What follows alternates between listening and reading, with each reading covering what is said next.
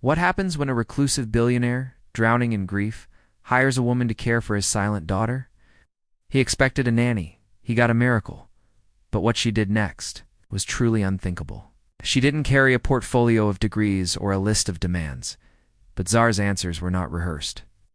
She didn't talk about sleep schedules or educational milestones. Zara never pushed, never demanded. She learned Lily's language.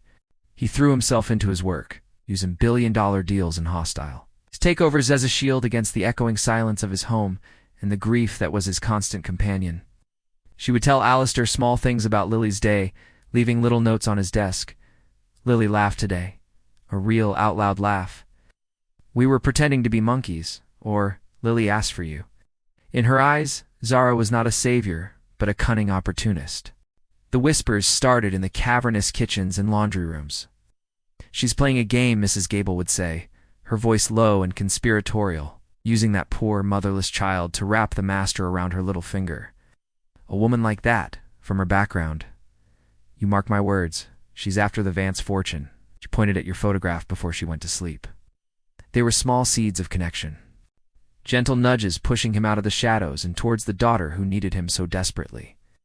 And slowly, cautiously, Alistair began to listen.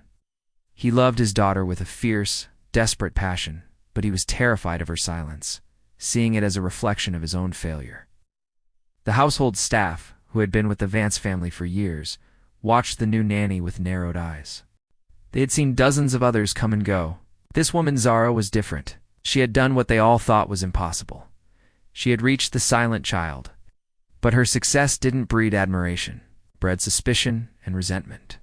Emotions expertly stoked by Mrs. Gable, the stern, unsmiling head housekeeper. He saw the bond growing between his daughter and the new nanny, a complex cocktail of relief and a sharp, unfamiliar sting of jealousy churning in his gut. The friendly smiles from the staff turned into curt nods. Conversations would stop abruptly when she entered a room. She was being isolated, the whispers painting a target on her back. She tried to ignore it, to focus on Lily, who was blossoming under her care, but the poison was spreading. She knew, with a cold sense of dread, that it was only a matter of time before the whispers reached Alistair's ears. He was grateful, but he also felt like an outsider in his own home, in his own daughter's life.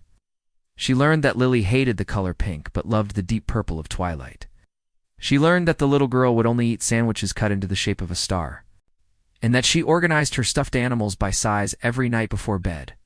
These were their conversations, a silent ballet of patience and observation. Zara filled the sterile playroom with life, with the smell of baking bread, the mess of finger paints, the sound of her own one-sided cheerful chatter. She spoke of the magic of storytelling, of building blanket forts on rainy afternoons, and of understanding the language of a child who has no words. Zara was tending to the rose garden, humming softly, when she felt a tiny tug on her sleeve. It was Lily, holding out a single, perfect white rose. Her eyes for the first time were not vacant. They were fixed on Zara's, and they were full of a question. Zara took the rose, her heart lodging in her throat, and smiled. "It's beautiful," she said softly. "Just like you." Lily didn't smile back, but she didn't retreat. She simply stood there, a little closer than before. The first crack had appeared in the wall of silence. He found himself captivated, against all his instincts, which screamed at him to trust no one. He heard himself say, "The job is yours." She saw the way Lily would pause whenever she heard the crunch of tires on the gravel driveway late at night. She saw the small, hopeful drawings the little girl would leave on her father's study desk, silent offerings that were often cleared away, unnoticed, by the morning staff. Zara knew that Lily's silence wasn't just about her mother's death. It was about the father who was physically present but emotionally a million miles away. She had to bridge the gap, but she had to be careful. He didn't know it then, but he wasn't just hiring a nanny. He was letting in the only person who could save them all. She carried an aura of calm, a quiet strength that seemed to absorb the tension in the room. She was a black woman whose warm, intelligent eyes held no trace of intimidation as they met his. She wasn't there for the prestige or the ridiculously high salary he was offering. He could see it instantly. She was there for the child she had only read about in a file, a little girl lost in a world of silent grief. "Stay with us." Alistair Vance, a man whose name was a synonym for power, sat in his glass-walled office looking down on the city that was his kingdom. He was a man who commanded industries and toppled corporate giants before breakfast. Yet he was failing at the one job that truly mattered: being a father. His 6-year-old daughter, Lily, hadn't spoken a word since her mother's death a year ago, and the succession of highly qualified nannies had fled. Defeated by the profound, unnerving silence of the little girl and the cold emptiness of the grand mansion, he needed someone different. He needed a miracle. That's when Zara walked in. Alistair grilled her with questions, his voice sharp and precise. The Vance mansion was less of a home and more of a museum. Beautiful, pristine, and utterly lifeless. And at its heart was the silent princess Lily.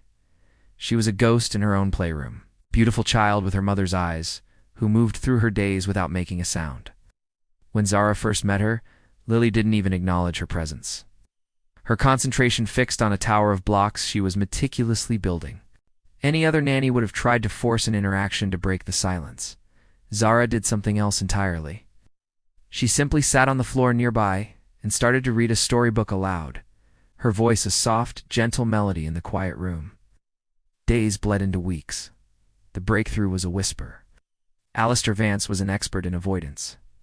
Zara saw the truth. She began a quiet campaign. In a house of the super-rich, loyalty is a fragile thing, and jealousy is a weed that grows in the dark. Mrs. Gable had been with the family since, before Lily was born, and saw herself as the guardian of the Vance legacy. Zara felt the change in the atmosphere. Away from the oppressive formality of the mansion, surrounded by the vibrant chaos of nature, Lily began to transform. They staged elaborate plays for an audience of squirrels.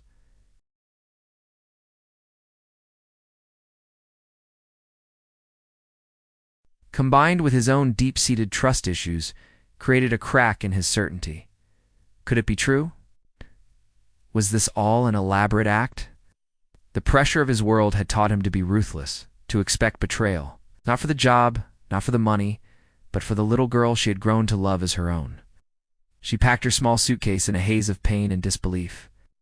He stared at his daughter, who was now sobbing uncontrollably, the dam of her silence finally, violently broken. Then he turned his gaze to Mrs. Gable. In that instant, he saw everything. He didn't have to. Zara stayed. She couldn't leave Lily, not now. He, a man who could bend the world to his will, was powerless to fix this. He started to do the one thing he had never known how to do. He started to show up.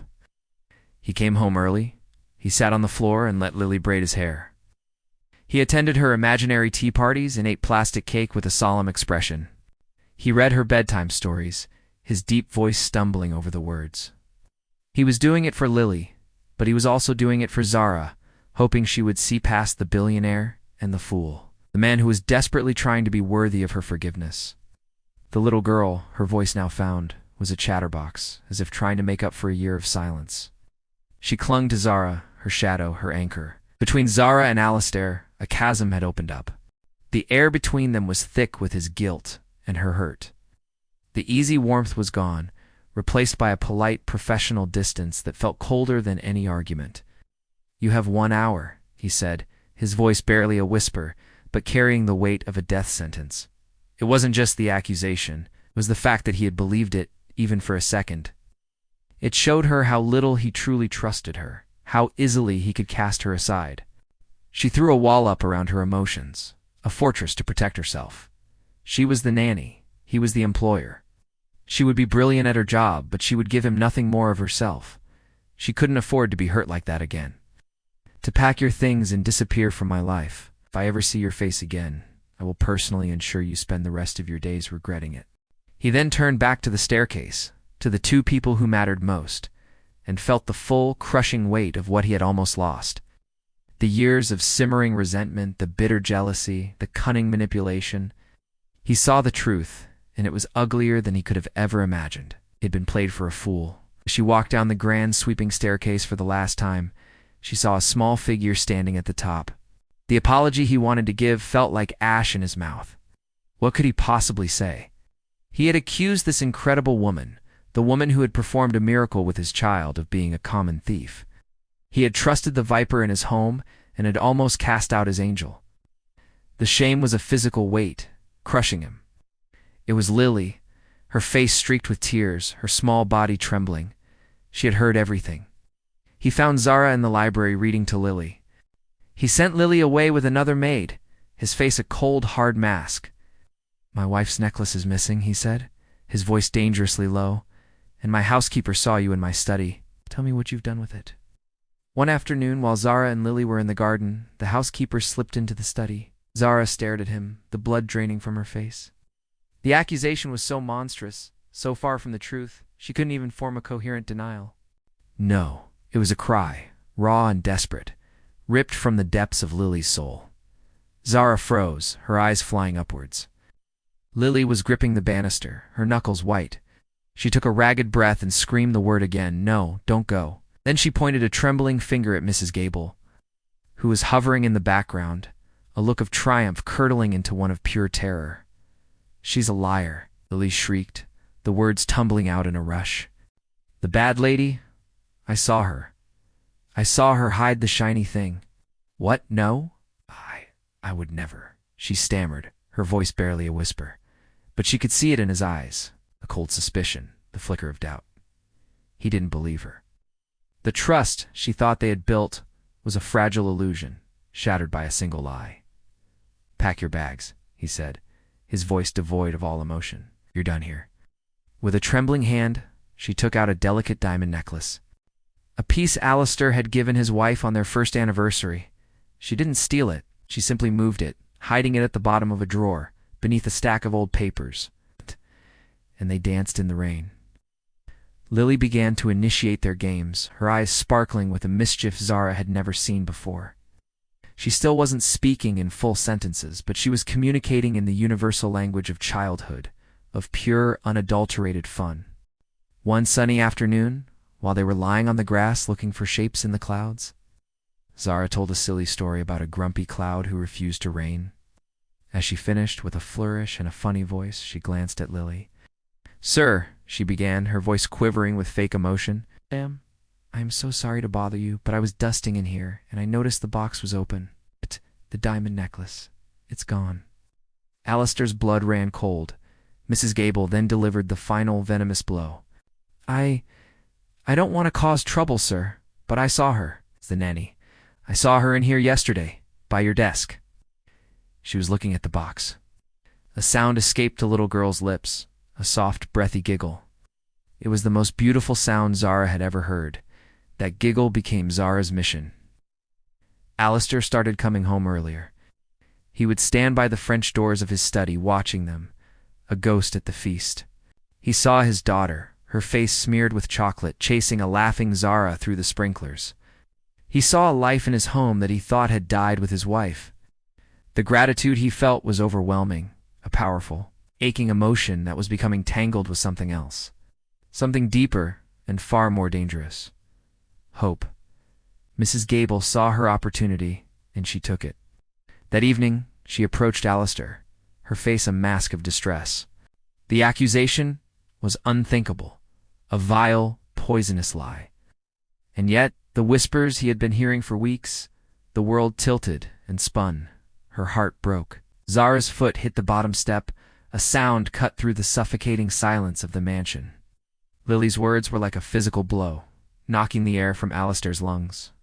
He looked at Zara, who had rushed up the stairs and was now holding his weeping daughter, murmuring words of comfort. He walked slowly, deliberately, towards Mrs. Gable, his eyes blazing with a cold fury she had never seen before. He didn't raise his voice. The aftermath was a landscape of fragile, unspoken things. Zara's heart was bruised. Alistair was in hell. A violent thunderstorm broke one night, knocking out the power and trapping the three of them in the vast, dark mansion. Lily, surprisingly, slept soundly through it all, exhausted from a day of play. Zara found Alistair in the library, my world. "It's built on suspicion, Zara. It's a dark, ugly place. You were the first truly good thing to enter it in a very long time, and I didn't know how to handle it. I was a coward. Hung between them, a silent, shimmering thing. To speak it aloud felt like a risk too great. For Alistair, he felt he hadn't yet earned the right to ask for more. For Zara, the fear of getting hurt again was a powerful deterrent. And so they circled each other, two people bound by their love for a child, standing on the precipice of a love of their own, too afraid to take the final leap. A single tear escaped her eye and traced a path down her cheek. Alistair's late wife had a brother, a charming, handsome man named Julian, who oozed charisma and deceit in equal measure. She saw the way his smile never reached his eyes. She would sound paranoid, or worse, jealous. She was trapped. Julian was playing a masterful game, positioning himself as the concerned uncle, the protector of his late sister's legacy, while painting Zara as the interloper, the gold digger who had bewitched the grieving billionaire. And Alistair, still haunted by his past, was beginning to listen. The way he looked at the priceless art on the walls with a greedy hunger. He saw the easy affection between Alistair and Zara, and his charm quickly curdled into a dark, insidious campaign to undermine her. He would make subtle digs about her background, ask pointed questions about her family, all designed to plant seeds of doubt in Alistair's mind. Julian had always been jealous of Alistair's wealth and success, and he saw the new, happy dynamic in the Vance household as a threat to his own perceived inheritance. He began to visit unannounced, bearing extravagant gifts for Lily and showering Zara with compliments that felt like veiled insults. He reached out, his thumb gently brushing it away, his touch sending a jolt through her. "I'm so sorry," he whispered. And in the heart of the storm, the first stone was laid on the fragile bridge of forgiveness. Lit only by the flashes of lightning that illuminated the rain lashing against the windows, was a quiet, comfortable domesticity. Alistair, Zara, and Lily became a unit, a strange, unlikely family. They ate meals together, their evenings filled with Lily's happy chatter and the low murmur of adult conversation. The lines had blurred. He was no longer just the boss, and she was no longer just the nanny. They were partners in the most important project of their lives, raising Lily. He was standing by the window, a glass of amber liquid in his hand, the very picture of a man alone with his demons. The storm outside seemed to mirror the one that had been raging between them for weeks. "I never said thank you," he said, his voice startling her. He didn't turn around. "For giving me back my daughter." Zara leaned against the doorframe, hugging herself. "I was just doing my job, Alistair." In the shared glances over Lily's head, in the lingering touches as they passed in the hallway, in the late-night conversations they would have after Lily was asleep, they were falling in love. It was a terrifying, exhilarating, and completely unspoken truth. They had found in each other a solace and an understanding they had never known before. She saw her strength and her compassion. She saw the vulnerable, lonely man behind the powerful facade. He finally turned, and his eyes, even in the dim light, were filled with a raw, painful honesty. "No," he said, his voice thick with emotion. "It was never just a job to you. You loved her. And I repaid that love by treating you like a criminal." He took a step closer, the space between them crackling with unspoken words. A new kind of normal settled over the mansion. But something else was growing in the quiet spaces, the question of what are we? The past has a way of refusing to stay buried. Zara's instincts screamed that Julian was dangerous. She tried to warn Alistair, but how could she? How could she, the nanny, accuse her employer's own brother-in-law of being a manipulative predator? Julian's masterstroke was an act of breathtaking cruelty.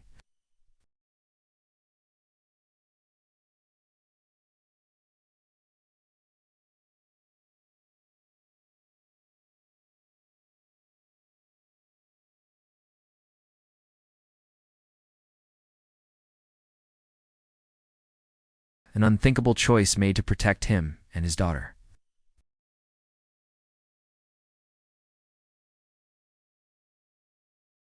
The grief and the fear that had held him prisoner for so long finally broke. He knew what he had to do. The fight for his family is on. What will he do to win her back, and what new obstacles lie in their path? He knew where she would go. This was no longer about his past. This was about his future. A future he would be damned if he let slip through his fingers again. He grabbed his car keys, his mind clear, and his purpose absolute. He was going to get his family back, and it had hit its mark. "I found this among Amelia's things," he said, his voice heavy with fake emotion. "Make sure you are subscribed to our channel and click that notification bell right now."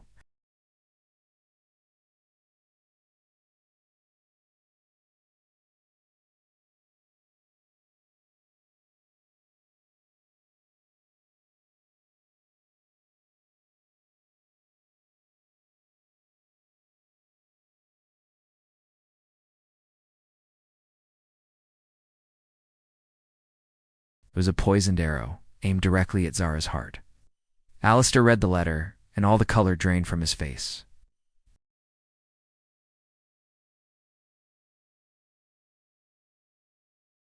She saw in that moment that as long as she stayed, she would always be a source of conflict, a reminder of a past that Alistair couldn't escape. Her heart shattered into a million pieces, but she knew what she had to do. The most loving thing she could do was to leave.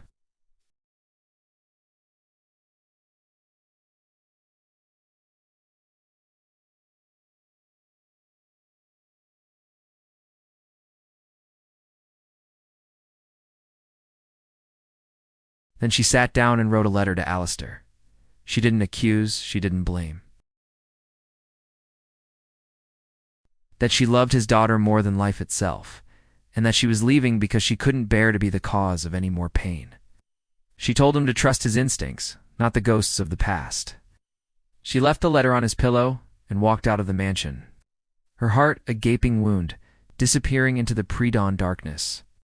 When Alistair woke and found her gone, the letter was a confession, a revelation, and a death sentence all in one. But as he stood there, her letter clutched in his hand, something inside him shifted. He's lost her once through doubt, and now again through sacrifice. But this time, Alistair Vance is not letting her go. You absolutely do not want to miss what happens next.